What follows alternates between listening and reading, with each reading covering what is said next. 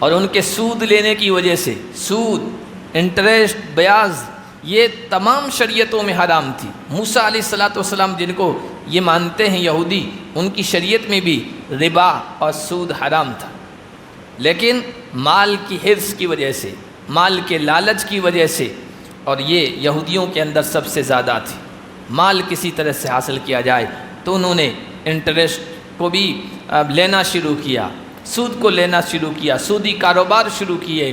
اور آج کی دنیا میں بھی آپ دیکھیں، یہ بینکنگ جو سسٹم ہے پوری دنیا کا، یہ سود پر مبنی ہے، سود کے بغیر بینک نہیں چل سکتے ہیں۔ اور بینکوں پر، چاہے ایف ایم ہو یا ورلڈ بینک ہو، ان پر آپ دیکھیے یہودی بیٹھے ہوئے ہیں، وہاں یہودی سرمایہ کار ہیں، تو سارا کچھ ان کے قبضے میں ہے۔ یہ پورا جو جال بچھایا ہوا ہے سود کا، جس سے آج کے انسان باہر نہیں نکل سکتے ہیں اور قرضوں میں جکڑے جا رہے ہیں، یہ سب یہودیوں کی سازشیں ہیں۔ اور اعوذ باللہ من الشیطان الرجیم، بسم اللہ الرحمن الرحیم۔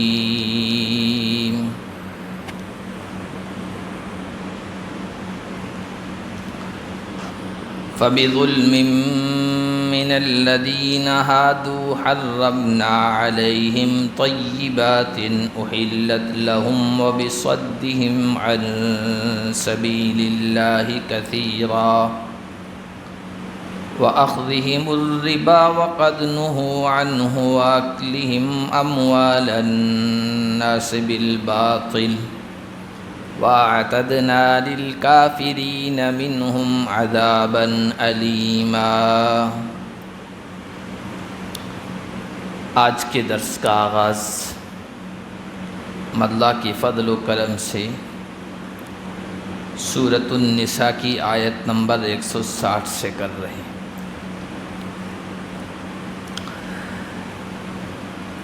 اہل کتاب یعنی خاص طور پر یہودیوں کے بارے میں یہاں گفتگو چل رہی ہے، پچھلے درس میں بھی ہم پڑھ چکے ہیں، جس میں اخیر آیت میں یہ بات آئی تھی، یہودیوں کے جرائم، ان کے گناہ، ان کی زیادتیوں کا ذکر تھا۔ اس میں یہ بات تھی کہ وہ کہتے ہیں ہم نے حضرت عیسیٰ کو قتل کر دیا، سولی پہ لٹکا دیا۔ اللہ نے فرمایا نہ انہوں نے عیسیٰ کو قتل کیا، نہ انہیں سولی پہ لٹکایا، لیکن عیسیٰ کا معاملہ ان پر مشتبہ کر دیا گیا، وہ اس سلسلے میں کنفیوژن میں ہیں۔ اللہ تعالیٰ نے عیسیٰ علیہ السلام کو آسمان پر اٹھا لیا اور ان کے شر سے ان کی حفاظت فرمائی۔ اور ایک وقت آئے گا کہ حضرت عیسیٰ علیہ السلام اس دنیا میں تشریف لائیں گے اور محمد علیہ السلام کی امت کی مدد فرمائیں گے، دجال کو قتل کریں گے، اور پھر ان کو فطری موت جو ہر انسان کو آتی ہے، یہ موت حضرت عیسیٰ علیہ السلام کو آئے گی۔ اس وقت یہ سب مان لیں گے، تسلیم کر لیں گے کہ واقعی عیسیٰ کو سولی پہ نہیں لٹکایا گیا، نہ قتل کیا گیا۔ اور قیامت کے دن حضرت عیسیٰ یعنی یہودیوں اور عیسائیوں کے خلاف گواہ بنیں گے، یہودیوں کے بارے میں کہیں گے اللہ کے دربار میں یہ وہ بدبخت ہیں کہ جنہوں نے میری ماں کی عزت و آبرو کو اچھالا، میری نانی کی عزت و آبرو کو اچھالا، ان کو بدکار کہا، والدہ کو بدکار کہا، اور میرے نسب پر انہوں نے انگلی اٹھائی۔ اور عیسائیوں کے خلاف جو حضرت عیسیٰ کو ماننے والے ہیں، ان کے خلاف اس طور پر گواہی دیں گے کہ میں تو یا اللہ آپ کا بندہ تھا، آپ کا رسول تھا، نبی تھا، اور انہوں نے مجھے آپ کا بیٹا بنا لیا، آپ کی خدائی میں حصہ دار شریک بنا دیا۔ تو یہ بھی غلط ہیں، یہ جھوٹے ہیں۔ آج جو آیتیں ہم نے پڑھی اس میں اللہ نے فرمایا فَبِظُلْمٍ مِّنَ الَّذِينَ هَادُوا حَرَّمْنَا عَلَيْهِمْ طَيِّبَاتٍ أُحِلَّتْ لَهُمْ، یہودیوں کے ظلم کی وجہ سے، سرکشی، ضد، ہردرمی اور بغاوت کی وجہ سے ہم نے بہت ساری پاکیزہ چیزیں جو ان کے لیے حلال تھی ان پر حرام کر دی۔ ایک تو چوتھے پارے میں شروع میں جو آیات آئی ہے کل الطعام کان حلا لبنی اسرائیل الا ما حرم اسرائیل علی نفسہ، کہ بنی اسرائیل کے لیے ہر چیز، ہر کھانے کی چیز وہ حلال تھی، مگر جو اسرائیل نے یعنی یعقوب نے اپنے اوپر حرام قرار دیا۔ حضرت یعقوب علیہ السلام کو عرق النساء کی بیماری تھی۔ عرق النساء کی بیماری آج کل اگر کہیں اس کو سائٹکا، جو درد اٹھتا ہے پنڈلی وغیرہ سے لے کر پورے جسم میں، وہ عرق النساء کہلاتی ہے۔ حضرت یعقوب علیہ السلام کو بیماری تھی، اور اس زمانے میں یہ بات تھی کہ اونٹ کا دودھ اور گوشت نہیں استعمال کرنا چاہیے اس بیماری میں، ورنہ درد اور تکلیف بڑھتا ہے۔ تو احتیاط کے طور پر، پرہیز کے طور پر حضرت یعقوب نے اونٹ کا دودھ اور گوشت استعمال کرنا چھوڑ دیا تھا۔ بعد میں ان کی اولاد نے، ان کی ذریت نے، ان کے ماننے والوں نے ان دونوں چیزوں کو اپنے اوپر حرام قرار دیا۔ ہمارے ابا یعقوب ان دونوں چیزوں کو استعمال نہیں کرتے تھے، حالانکہ وہ تو پرہیز کے طور پر استعمال نہیں کرتے تھے، لیکن انہوں نے دونوں پاکیزہ چیزوں کو اپنے اوپر حرام قرار دیا، عادت بنا لی اس کی کہ ان دونوں کے قریب نہیں جائیں گے، تو اللہ نے پھر ان پر حرام ہی قرار دیا۔ اسی طرح ہم آگے پڑھیں گے 8ویں پارے میں، وہاں بھی اللہ تعالیٰ نے یہودیوں کا تذکرہ کیا، اور وہاں کہا کہ بہت ساری حلال چیزیں یہودیوں کی سرکشی اور ان کے ظلم و بغاوت کی وجہ سے ہم نے ان پر حرام قرار دی۔ جیسے ہم کوئی جانور ذبح کرتے ہیں، قربانی کرتے ہیں، تو جانور کے گوشت میں بہت ساری چربی بھی ہوتی ہے، چربی کا استعمال حلال ہے ہمارے لیے، لیکن یہودیوں پر چربی حرام قرار دے دی گئی تھی، اس کا استعمال نہیں کر سکتے ہیں۔ اور اسی طرح اس آیت میں جو ذکر آیا ہے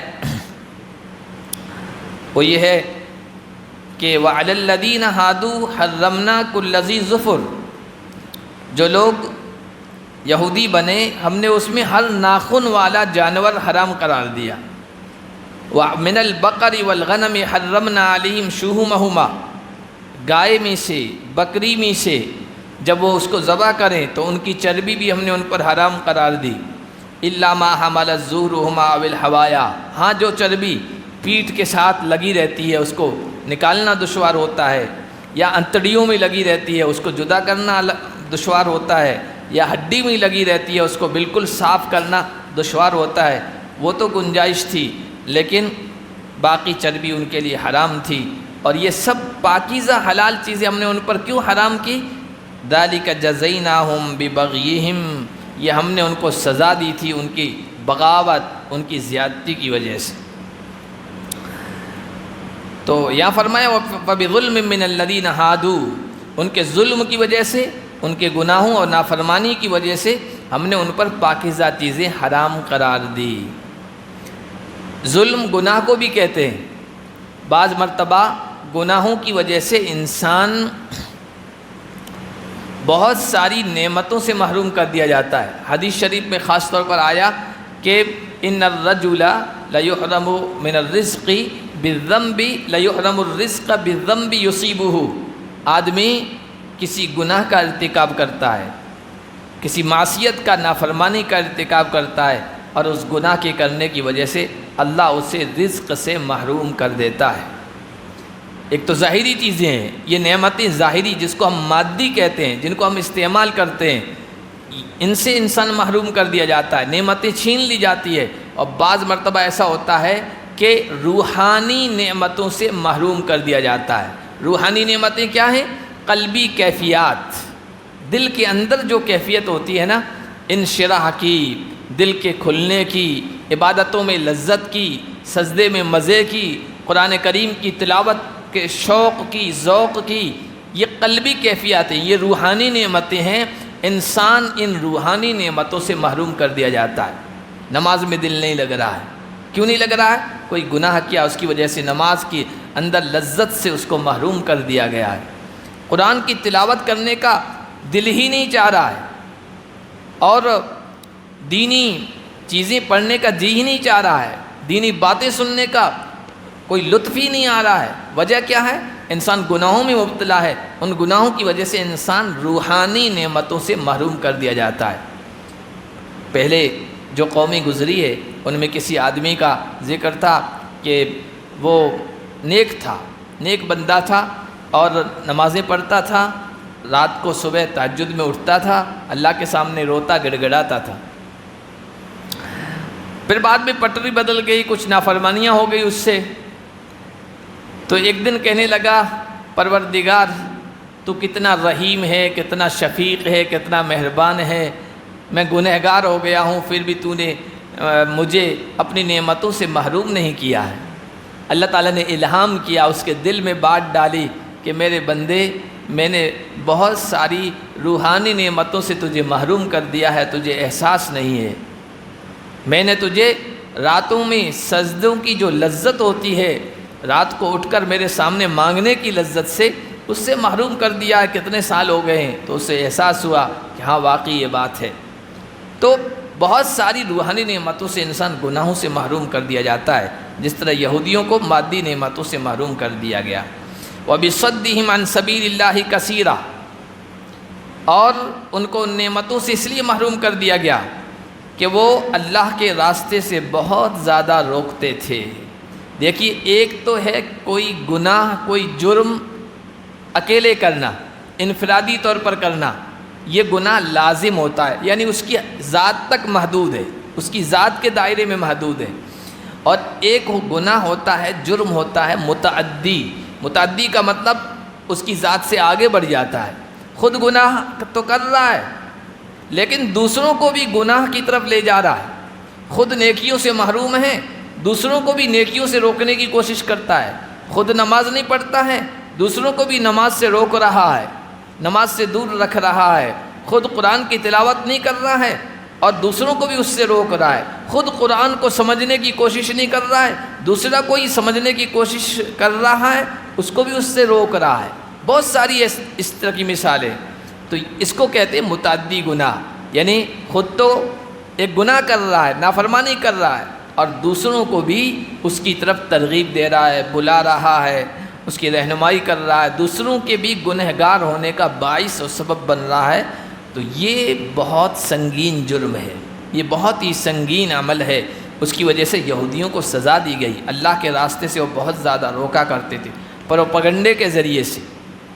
آج بھی دنیا کے اندر آپ دیکھیں تو اسلام کے خلاف پروپیگنڈے میں، قرآن کے خلاف پروپیگنڈے میں اور شریعت اسلامیہ کی طرف آنے میں جو رکاوٹ بن رہے ہیں نا، سب سے زیادہ وہ یہود ہیں، یہودی ہیں، یہودی میڈیا، یہ سب سے زیادہ اسلام کے خلاف پروپیگنڈا کرتا ہے، شریعت کے خلاف پروپیگنڈا کرتا ہے۔ دوسرے نمبر پر آپ ہنود میڈیا کہیے، گودی میڈیا کہیے، آج کل یہ سب سے زیادہ اسلام کے خلاف پروپیگنڈا کر رہا ہے۔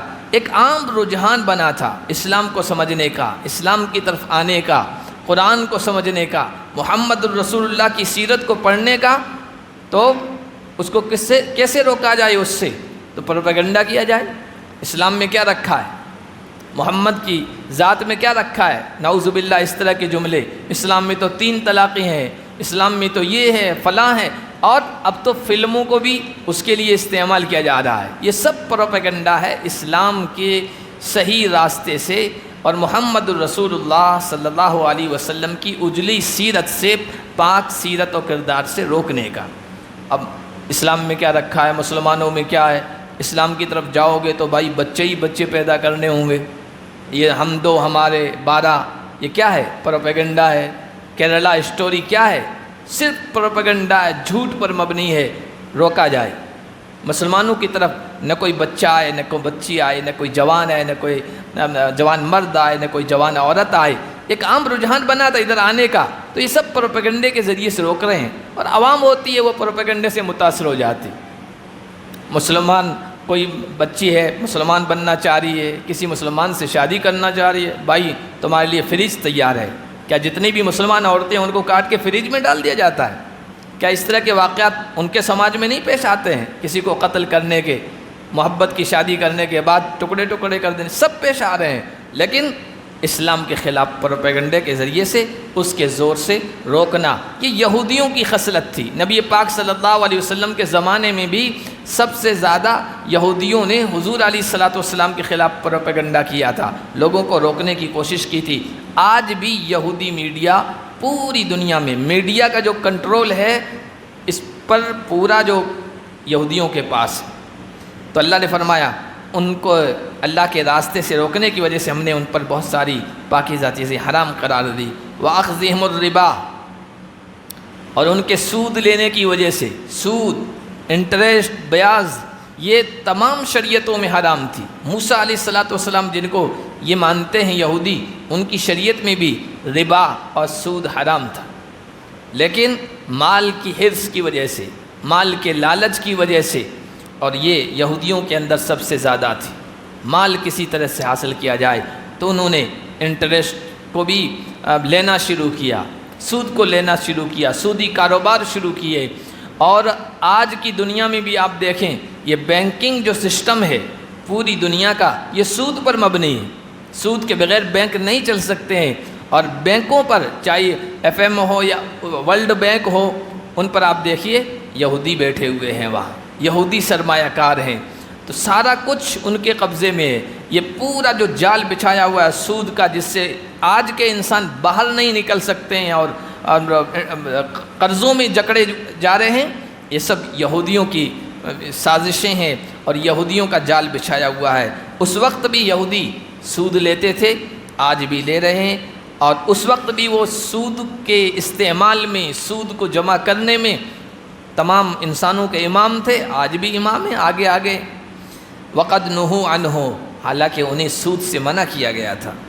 وَأَكْلِهِمْ أَمْوَالَ النَّاسِ بِالْبَاطِلِ، اور لوگوں کا ناحق مال ہڑپ کر لینے کی وجہ سے، کھا لینے کی وجہ سے، لوگوں کا مال ہڑپ کرتے تھے، سود کے ذریعے سے بھی، غصب کے ذریعے سے بھی، ایسے ہی کسی کے مال پر قبضہ کر لیا، غلط فتوے دے کر ان کے علماء وہ مال حاصل کرتے تھے، تو اس وجہ سے ہم نے ان پر لعنت کی اور ان پر بہت ساری پاکیزہ چیزیں حرام قرار دی۔ وَأَعْتَدْنَا لِلْكَافِرِينَ مِنْهُمْ عَذَابًا عَلِيمًا، اور ہم نے ان میں سے انکار کرنے والوں کے لیے دردناک عذاب تیار کر رکھا ہے۔ اور یاد رکھیں، جو یہ یہودیوں کی خصلتیں ہیں، یہودیوں کے اندر جو بری باتیں ہیں، یہ صرف قرآن ان یہودیوں کے بارے میں ایک اسٹوری، کہانی نہیں سنا رہا ہے، بلکہ ہمیں یہ بتا رہا ہے کہ تمہارے اندر یہ چیزیں نہیں ہونی چاہیے، تمہارے اندر یہ تمام بری خصلتیں، بری عادتیں نہیں ہونی چاہیے۔ اور یہودی چاہے موسیٰ علیہ السلام کے زمانے کا ہو، چاہے نبی پاک صلی اللہ علیہ وسلم کے مدنی دور کے زمانے کا ہو، چاہے بعد کا ہو، چاہے آج ہو، ان میں یہ باتیں آج بھی عام ہیں، اسی طرح جس طرح قرآن نے بیان کیا ہے۔ یہ قرآن کتاب ہدایت ہے، کتاب رہنمائی ہے، اور یہ سب چیزیں قرآن سے حاصل کرنے کی ہے اور پھر ان سے بچنے کی ہے۔ لیکن الراسخون فی العلم منہم، لیکن اللہ نے فرمایا یہودیوں میں سے جو پختہ علم والے، مضبوط علم والے ہیں، والمؤمنون، اور ایمان رکھنے والے، یؤمنون بما انزل الیک وما انزل من قبلک، جو ایمان رکھتے ہیں اس کتاب پر جو آپ کی طرف اتاری گئی ہے اور اس کتاب پر جو آپ سے پہلے اتاری گئی ہے، وہ ان سب چیزوں سے دور ہیں۔ حضور علیہ السلام کے زمانے میں جو یہودیوں کے بڑے عالم تھے، پختہ کار عالم، ان میں سے ایک حضرت عبداللہ ابن سلام بھی تھے، ایک دو کا اور بھی نام آتا ہے۔ وہ ضرور مسلمان ہوئے اور ان یہود کی تمام باتوں سے دور رہے، انہوں نے نہ حضور کے خلاف پروپیگنڈا کیا، نہ آپ کے خلاف ماحول بنایا، بلکہ ان کی اپنی کتابوں میں نبی علیہ السلام کے بارے میں جو پیشین گوئیاں آئی تھی، جو باتیں آئی تھی، جو علامتیں مذکور تھی، ان کو حضور کے اندر دیکھا اور ان کے دل نے گواہی دی، یہ وہی آخری نبی اور آخری رسول ہیں، ایمان لے آئے۔ نبی پاک صلی اللہ علیہ وسلم جب ہجرت کر کے مدینہ آئے ہیں، اور مدینہ میں جب خبر پھیلی کہ وہ آخری نبی یہاں مدینہ آ چکے ہیں، تو حضرت عبداللہ ابن سلام یہودی بڑے عالم تھے، وہ بھی تشریف لے آئے دیکھنے کے لیے آئے۔ اللہ کے نبی صحابہ کے درمیان کھڑے تھے اور نصیحت فرما رہے تھے، تو اس موقع پر چند باتیں حضور علیہ الصلاۃ والسلام کی زبان سے نکلی تھی کہ یا ایھا الناس، اے لوگو، افشوا السلام، سلام کو عام کرو، پھیلاؤ، اطعموا الطعام، لوگوں کو کھانا کھلاؤ، بھوکوں کو کھانا کھلاؤ، اور وصلوا والناس نیام، رات کو اس وقت اٹھو، اللہ کے سامنے نماز پڑھو جب سب لوگ سو رہے ہو، تدخلوا الجنۃ بسلام، سیدھے سلامتی کے ساتھ جنت میں داخل ہو جاؤ گے۔ حضرت عبداللہ ابن سلام کہتے ہیں کہ ان کی زبان سے، حضور کے منہ مبارک سے یہ کلمات ایسے انداز سے نکلے، اور پھر آپ کا چہرہ اتنا خوبصورت، اتنا منور کہ میرے دل نے گواہی دی یہ انسان جھوٹا نہیں ہو سکتا ہے، اور فوراً اسلام لے آئے۔ تو جو ان میں سے مضبوط علم والے ہیں نا، وہ تو اپنے قدیم چیزوں کو، پرانی چیزوں کو چھوڑ کر نبی پر ایمان لاتے ہیں، قرآن پر ایمان لاتے ہیں۔ والمقیمین الصلاۃ والمؤتون الزکاۃ، ان میں جو نماز قائم کرنے والے ہیں اور زکوٰۃ دینے والے ہیں۔ قرآن میں ہر جگہ ان دو چیزوں کا تذکرہ ساتھ ساتھ آیا ہے، نماز کا اور زکوٰۃ کا، اور یہ ہمارے دین میں، ہمارے سسٹم میں، ہمارے نظام میں یہ بہت اہم چیزیں ہیں۔ نماز کے ذریعے سے بندے کا تعلق بندے کے پیدا کرنے والے سے مضبوط ہوتا ہے، انسان کا تعلق اپنے خالق سے، اپنے مالک سے، اپنے رازق سے، اپنے پالن ہار سے مضبوط ہوتا ہے، رشتہ مضبوط ہوتا ہے، اور اتحاد پیدا ہوتا ہے، ایک سسٹم کے ساتھ زندگی گزارنے کا ایک انداز انسان کے اندر پیدا ہوتا ہے۔ نماز میں آتے ہیں، صف میں بالکل سیدھے کھڑے ہوتے ہیں، امام آگے کھڑا ہوتا ہے، جس طرح امام کرتا ہے پیچھے سارے لوگ اسی طرح کرتے ہیں۔ یہ ایک نظام ہے، ایک سسٹم ہے، اس میں اتحاد پیدا ہوتا ہے، اور ایک امیر کی، ایک ذمہ دار کی بات ماننے کا مزاج پیدا ہوتا ہے، جس طرح امام کر رہا ہے اس طرح پیچھے کر رہے ہیں۔ تو نماز میں یہ خوبیاں ہیں، نماز کے ذریعے سے بندے کا اللہ سے تعلق ٹھیک ہوتا ہے، اور زکوٰۃ کے ذریعے سے بندے کا بندوں سے تعلق ٹھیک ہوتا ہے۔ اس دنیا کی کامیاب زندگی گزارنے کے لیے اور آخرت کی کامیاب زندگی کے لیے یہ دونوں چیزیں ضروری ہیں۔ اپنے پیدا کرنے والے سے بھی رشتہ مضبوط ہو، اپنے آس پڑوس رہنے والوں سے بھی تعلق اچھا ہو۔ نماز کے ذریعے سے اللہ سے تعلق مضبوط ہو رہا ہے، اور زکوٰۃ سے وہ دوسروں کی مدد کرتا ہے، وہ دوسروں پر خرچ کرتا ہے، دوسروں پر احسان کرتا ہے، تو بندوں سے ریلیشن اچھے ہو جاتے ہیں، تعلقات اچھے ہو جاتے ہیں۔ اور پھر یہ کہ انسان کے دل کی جو بخیلی ہے، ہر انسان کے دل میں بخل کا مزاج ہے، کیونکہ انسان مٹی سے پیدا کیا گیا ہے۔ مٹی کے اندر جو ہے نا خاصیت ہے روک کے رکھنے کی، مٹی کے اندر روک کر رکھنے کی خاصیت ہے، مزاج ہے مٹی کا۔ تو انسان کا جز ہے مٹی، تو انسان کے اندر بھی روک کر رکھنے کا مزاج ہے، لیکن اللہ نے ترغیب دی زکوٰۃ کے ذریعے سے۔ تو جب زکوٰۃ نکالے گا تو پھر اس کے اندر سے بخل کا مادہ، حرص کا مادہ دل سے نکل جائے گا۔ فرمایا جو نماز قائم کرنے والے، زکوٰۃ دینے والے، اور اللہ اور آخرت کے دن پر ایمان رکھنے والے، آخرت کے دن پر ایمان اور یقین، یعنی مجھے صرف یہی زندگی نہیں ملی ہے کہ یہی زندگی ہے، کھاؤ پیو بابر بعیش کوش کے عالم دوبارہ نیست، بابر کھا لو پی لو مزے اڑا لو جتنے مزے اڑانا ہے، دوبارہ کوئی زندگی نہیں ہے۔ یہ سب جو کہہ رہے ہیں مرنے کے بعد کی زندگی، یہ سب کہانیاں ہیں، بس یہی زندگی ہے۔ بہت سارے لوگ آج بھی اسی مزاج کے، اسی تصور کے، یہی کنسیپٹ رکھتے ہیں، لیکن نہیں، آخرت کا مطلب مجھے یہ دنیا گزار کر مرنا ہے، مرنے کے بعد دوبارہ زندہ ہونا ہے، رب کے سامنے حاضر ہونا ہے، اور ایک ایک چیز کا حساب دینا ہے۔ یہ جو تصور ہے، یہ جو یقین ہے، یہ جس کے ذہن و دماغ پر حاوی رہے گا، غالب رہے گا، اس تصور کا کنٹرول جس کے دماغ پر، دل پر رہے گا، وہی نیکیاں کر سکتا ہے اور وہی برائیوں سے بچ سکتا ہے۔ اس لیے جس کا جتنا زیادہ آخرت پر مضبوط یقین ہوتا ہے نا، وہ دیکھیے نیکیوں کی طرف بڑھتا ہے، گناہوں سے بچتا ہے۔ پھر گناہ کرتے ہوئے چاہے مخلوق اس کو دیکھ رہی ہو کہ نہیں دیکھ رہی ہو، گناہ کا ماحول بنا ہوا ہے، کوئی نہیں دیکھ رہا ہے، میرا اللہ دیکھ رہا ہے، مجھے تو اللہ کے سامنے حاضر ہونا ہے، جواب دینا، وہ گناہ سے بچ جاتا ہے، خلوت میں بھی، تنہائیوں میں بھی، اندھیروں میں بھی۔ فرمایا یہ جن کے اندر خوبیاں ہیں اولئک سنؤتیہم اجرا عظیما، اوپر یہودیوں کے بارے میں کہا جن کے اندر وہ بری عادتیں ہوں گی ان کے لیے ہم نے دردناک عذاب تیار کر رکھا ہے، یہ خوبیاں جن کے اندر ہوں گی ہم نے ان کے لیے بڑا اجر تیار کر رکھا ہے۔ بڑا آدمی، بڑی شخصیت جس کو بڑا کہے ہم اس کو سوچ بھی نہیں سکتے اللہ کیا دے گا، بس جب وہاں اللہ کے دربار میں پہنچیں گے تب پتہ چلے گا۔ انا اوحینا الیک کما اوحینا الی نوح والنبیین من بعدہ۔ اللہ کے نبی صلی اللہ علیہ وسلم کی نبوت کو، رسالت کو ماننے کے لیے یہودی تیار نہیں تھے، انکار کرتے تھے، کہتے تھے ضد کی وجہ سے کہ اللہ تعالیٰ نے کوئی رسول بھیجا ہی نہیں، تم اللہ کے رسول نہیں ہو، اور تم رسول ہو یہ ہمیں تعجب کی بات ہے ہمارے لیے۔ تو اللہ تعالیٰ نے کہا اس میں تعجب کی کیا بات ہے، کیا تم نبیوں کو نہیں مانتے ہو، رسولوں کو نہیں مانتے ہو؟ حضرت موسیٰ کو تو مانتے تھے، پھر حضرت موسیٰ کے بعد بنی اسرائیل میں بے شمار انبیاء آئے، اللہ نے قرآن میں جگہ جگہ بیان فرمایا بے شمار انبیاء آئے، ان سب کو یہودی مانتے تھے۔ تو اللہ تعالیٰ نے یہاں ان کو جواب دیا ہے ہم نے آپ کی طرف وحی کی ہے اسی طرح جس طرح ہم نے نوح کی طرف اور ان کے بعد نبیوں کی طرف وحی کی ہے۔ جب یہ پہلے نبیوں اور پیغمبروں کی نبوت اور رسالت کو تسلیم کر رہے ہیں، مان رہے ہیں، تو آپ کی نبوت کو ماننے میں ان میں کیا عذر ہے، کیا پریشانی ہے؟ اور حضرت نوح کا تذکرہ اس وجہ سے کیا کہ سب سے پہلے رسول حضرت نوح علیہ السلام ہے۔ دیکھو ایک ہوتا ہے رسول اور ایک ہوتا ہے نبی۔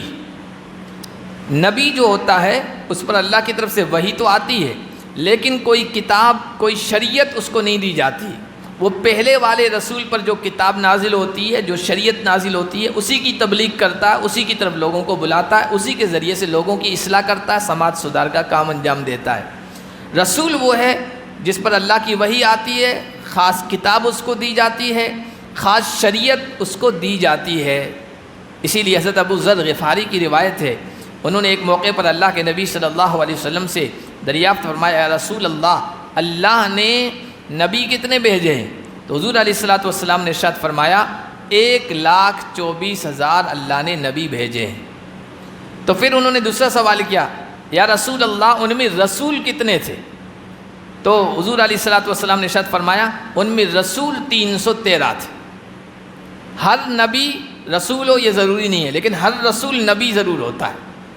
اس کو آسان سی مثال میں سمجھیے کہ جیسے ایک عالم ہوتا ہے، ایک مفتی ہوتا ہے، جو بھی مفتی ہوگا وہ عالم ضرور ہوگا لیکن جو عالم ہوگا، مولوی ہوگا، وہ مفتی ہو یہ کوئی ضروری نہیں۔ اسی طرح جو رسول ہوگا وہ نبی ضرور ہوگا اور جو نبی ہو وہ رسول بھی ہو یہ ضروری نہیں ہے۔ تو 313 رسول گزرے ہیں، 1,24,000 انبیاء گزرے ہیں، نبی گزرے ہیں۔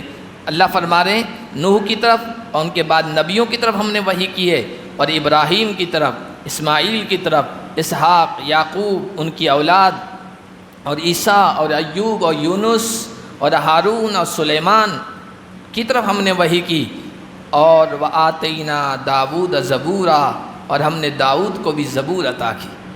یہودی بڑی گستاخ قوم، نبیوں کی شانوں میں گستاخی، نبیوں کو قتل کیا، نبیوں پر الزامات لگائے، تہمتیں لگائی، پتہ نہیں کیا کیا کیا نبیوں کے بارے میں، حضرت سلیمان کے بارے میں اور حضرت داؤد کے بارے میں خاص طور پر وہ کہتے تھے یہ نبی نہیں تھے، رسول نہیں تھے، یہ تو بادشاہ تھے، خلیفہ تھے، چونکہ اللہ نے نبوت و رسالت کے ساتھ ساتھ ان کو بادشاہت بھی عطا فرمائی تھی، تو اللہ نے یہاں خاص طور پر کہا کہ نہیں وہ ہمارے پیغمبر بھی تھے، ہمارے رسول بھی تھے۔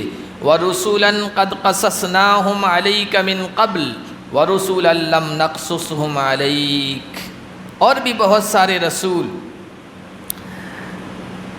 جن کا قصہ ہم نے آپ کو اس سے پہلے سنایا، جن کے بارے میں ہم نے بتایا، اور کچھ ایسے رسول جن کے بارے میں ہم نے آپ کو نہیں بتایا۔ قرآن میں آپ دیکھیں گے تو 25 نبیوں کا تذکرہ ہے، یا ان کا لقب، ان کی صفت کو دیکھ لیں تو 26 یا 27 کا، 25 کا تو نام آیا ہے بس۔ اس کے علاوہ ابھی آپ نے سنا 1,24,000 پیغمبر آئے، ان کا تذکرہ نہیں ہے، اور بعض نبیوں کا صرف نام آیا قرآن میں، ان کے حالات نہیں بیان کیے گئے۔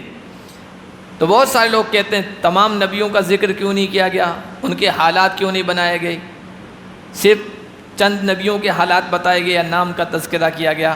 تو اس کی وجہ یہ ہے کہ قرآن یہ ہدایت کی کتاب ہے، رہنمائی کی کتاب ہے، تاریخ کی کتاب نہیں ہے، ہسٹری کی کتاب نہیں ہے۔ یہ سب باتیں کسی انسان کا تذکرہ، چاہے انسان اچھا ہو یا برا، نیک ہو یا ظالم و جابر، اس کے سارے حالات پیدائش سے لے کر موت تک یہ سب ہسٹری کی کتاب میں بیان کی جاتی ہے۔ قرآن ہسٹری کی کتاب نہیں ہے، ہدایت اور رہنمائی کی کتاب ہے۔ ان کی زندگیوں سے جو باتیں رہنمائی کی ہے صرف وہی بیان کی گئی ہے۔ پھر یہ کہ قرآن سب سے پہلے جن پر نازل ہو رہا تھا وہ عرب کے لوگ تھے، وہ عرب کے لوگ تھے۔ عرب کے لوگ جن نبیوں سے واقف تھے، ان کے یہاں جن نبیوں رسولوں کا ذکر ہوتا تھا، جن سے وہ مانوس تھے، صرف انہی کے نام قرآن میں لیے گئے ہیں، ورنہ بڑی تعداد میں انبیاء، پیغمبر اور رسول آئے ہیں۔ اور ہمیں یہی کہا گیا تمام نبیوں اور رسولوں کو ماننا ہے، ان کی نبوت اور رسالت کو تسلیم کرنا ہے۔ یہ ہمیں قرآن نے ہدایت دی ہے، رسول اللہ صلی اللہ علیہ وسلم نے ہدایت دی ہے۔ اسی لیے ہم جب کہتے ہیں نا، بچہ جب ہمارے مکتب میں آتا پڑھتا ہے تو مولوی صاحب اس کو یہی سکھاتے ہیں، آمنت باللہ و ملائکتہ و کتبہ و رسلہ، میں اللہ پر ایمان لایا، اس کے فرشتوں پر، اس کی ساری کتابوں پر، اس کے سارے رسولوں پر۔ 25 رسولوں کا یا نبیوں کا تذکرہ قرآن میں ہے، باقی کا نہیں ہے، لیکن ہمیں کہا جاتا سارے رسولوں کو مانو اور ان پر ایمان لاؤ، اجمالاً مجملاً مختصراً کو سارے نبیوں کو مانتے ہیں۔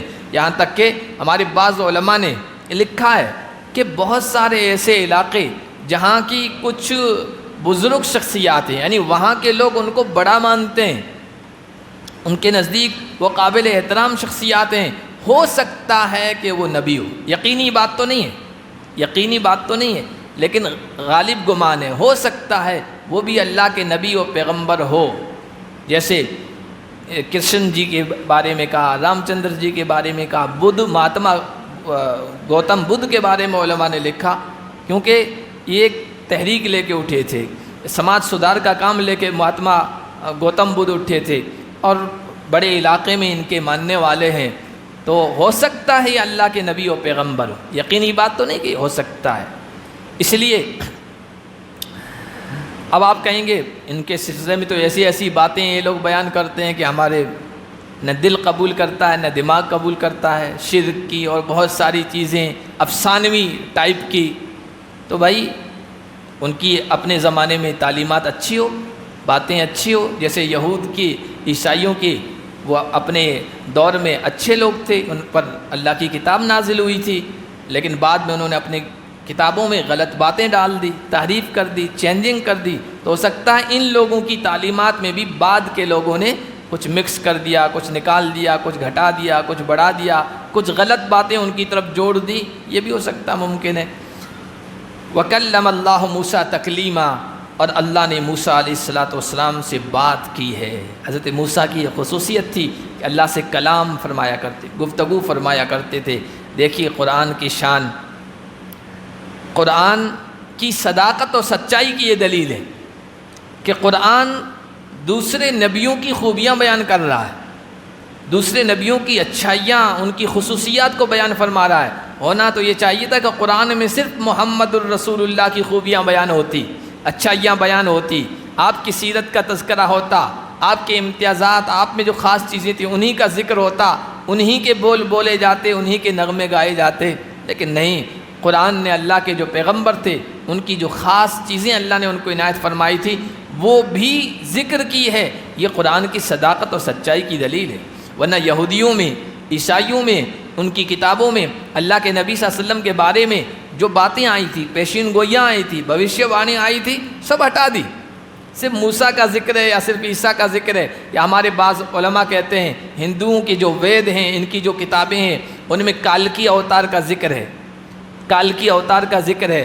اسی طرح ایک اور نام آتا ہے، وہ یہ حضور کی صفات بیان کی گئی۔ کالکی اوتار کا مطلب ہوتا ہے انتم رشی منی، انتم اللہ کی طرف سے لانے والا میسنجر، پیغمبر، یہ ہوتا ہے، یہ حضور کی صفت ہے۔ اسی طرح ایک اور لفظ آتا ہے وہ حضور کے لیے، لیکن انہوں نے اس کا معنی اور مطلب کچھ اور بیان کر دیا تاکہ لوگوں کو یہ پتہ نہ چلے کہ اس میں حضور کا تذکرہ ہے۔ تو وہ تو حضور کے نام کو چھپا رہے ہیں، مٹا رہے ہیں، ہٹا رہے ہیں، لیکن قرآن نے نبیوں کا تذکرہ کیا، انہیں خوبیوں کا بھی تذکرہ کیا۔ وَرُسُلًا مُبَشِّرِينَ وَمُنذِرِينَ، اور کچھ اور رسول جن کو ہم نے خوشخبری سنانے والا، ڈرانے والا بنا کر بھیجا ہے۔ نبی آتے ہی اسی لیے کہ لوگوں کو بتائیں تمہارے اعمال کا انجام کیا ہوگا، اچھا کرو گے تو یہ اچھا رزلٹ نکلے گا، منذرین ڈرانے والا، برا کرو گے تو یہ برا انجام ہوگا۔ لِأَلَّا يَكُونَ لِلنَّاسِ عَلَى اللَّهِ حُجَّةٌ بَعْدَ الرَّسُولِ، تاکہ لوگوں کے لیے رسول بھیجنے کے بعد اللہ کے خلاف کوئی حجت، کوئی دلیل، کوئی بہانہ، کوئی عذر باقی نہ رہے۔ کل کوئی یہ نہ کہہ سکے پروردگار ہمارے پاس کوئی سمجھانے والا آیا ہی نہیں تھا، کوئی رسول، کوئی نبی آیا ہی نہیں تھا، کوئی آتا تو ہمیں پتہ چلتا آپ کس چیز کو پسند کرتے ہیں، کس چیز کو ناپسند کرتے ہیں، آپ کے نزدیک کون سی چیز حلال ہے، کون سی چیز حرام ہے، ہمیں تو کسی نے بتایا ہی نہیں۔ یہ عذر پیش کر سکتا تھا، اور اللہ بندے کے عذر کو قبول فرماتے ہیں۔ حدیث میں آیا، اللہ کے نبی صلی اللہ علیہ وسلم نے 3 چیزوں کے بارے میں فرمایا کہ لا احد اغیر من اللہ، کوئی بھی بندہ اللہ سے زیادہ غیرت والا نہیں ہے۔ کوئی غلط حرکت ہوتی ہے نا ہمارے سامنے تو ہمیں غیرت آتی ہے، غصہ آتا ہے، اللہ سے بڑھ کر کوئی غیرت والا نہیں۔ من اجل ذالک حرم الفواحش ما ظہر منها وما بطن، اسی وجہ سے اللہ نے فواحش، گناہوں کے کاموں کو حرام قرار دیا، چھپے ہوئے گناہ ہو یا ظاہر۔ دوسرا، ولا احد احب الیہ المدح من اللہ، اللہ کو تعریف بہت پسند ہے، اللہ کے خوبیاں بیان کرنا، بڑائی بیان کرنا، اس لیے اللہ تعالیٰ نے اس پر جنت کا وعدہ فرمایا۔ اور تیسرا فرمایا کہ ولا احد احب الیہ العذر من اللہ، اللہ کو عذر سے، معذرت کے قبول کرنے سے بڑھ کر کوئی چیز، اللہ سے بڑھ کر کسی چیز کو پسند نہیں ہے۔ اسی وجہ سے کل کوئی معذرت، کوئی بہانہ بندہ نہ کرے۔ انزل الرسل وانزل کتبہ، اللہ نے رسولوں کو بھیجا ہے اور اپنی کتابوں کو نازل کیا ہے۔ کل کوئی یہ عذر بہانہ پیش نہ کر سکے کہ ہمارے پاس کوئی سمجھانے والا نہیں آیا تھا۔ وکان اللہ عزیزا حکیما، دیکھو اللہ نے رسول بھیجے، پیغمبر بھیجے، کتابیں اتاری تاکہ تم صحیح راستے پہ آ جاؤ۔ اللہ یہ نہ بھی کرتا نا اور پھر داروگیر کرے، پکڑ کرے، تو بھی اللہ کو کوئی روکنے والا نہیں، اس لیے کہ وہ زبردست ہے، غالب رہنے والا ہے۔ لیکن اللہ کے ہر عمل میں حکمت ہوتی ہے، حکیمہ، وہ حکمت والا ہے، اس لیے اس نے رسول بھیجے، کتابیں اتاری۔ آگے اسی سلسلے کی کچھ آیتیں ہیں، 2-3 آیتیں یہودیوں کے بارے میں ہیں، پھر عیسائیوں کا ذکر ہو جائے گا، اور اس کے بعد یہ سورۃ النساء بھی مکمل ہو جائے گی انشاءاللہ۔ سبحان اللہ۔